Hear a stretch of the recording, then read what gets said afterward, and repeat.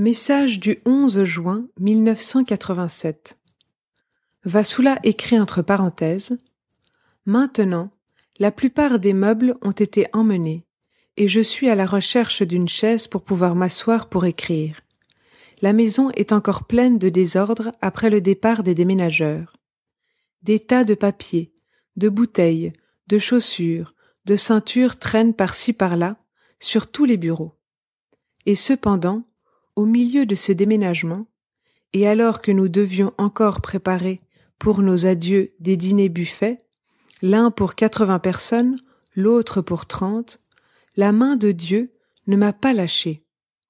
J'ai toujours trouvé du temps, 2 à 3 heures par jour pour écrire. Jésus me donne une incroyable résistance, et je ne ressens pas la moindre fatigue. Je suis dans une paix totale, sa paix. Le Seigneur dit « Vassoula, bien-aimé de mon âme, reste près de moi. Regarde-moi en face. Laisse mon doigt toucher ton cœur. Mon enfant, si tu savais combien je t'aime, je te guiderais jusqu'à la fin. Sacrifie-toi davantage pour moi. Veux-tu souffrir pour moi ?» Vassoula répond « Oui, Seigneur, fais comme il te plaît. » Entre parenthèses, Jésus m'avait déjà demandé cela auparavant, mais j'avais hésité car j'avais peur. Le Seigneur dit « Vassoula, je suis si heureux. Veux-tu te sacrifier pour moi comme un agneau ?» Vassoula répond « Fais comme il te plaît, Seigneur. » Le Seigneur dit « Tout ne sera pas en vain. Tout sera pour la paix et l'amour. Ma soif est grande, Vassoula. Je te mènerai dans des terres arides où tes yeux verront ce que tu n'as jamais vu. Je te mènerai par une force céleste au plus profond de mon corps saignant.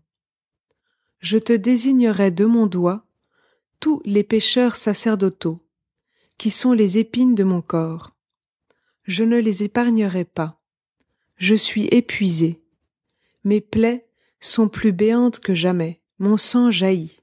Je suis recrucifié par les miens, par mes propres âmes sacerdotales. Vassoula dit « Mon Dieu, tu me fais tant de peine. Pourquoi te font-ils cela? Pourquoi ?» Le Seigneur répond « Vassoula, ils ne savent pas ce qu'ils font. Bien-aimée, lutte avec ton Dieu.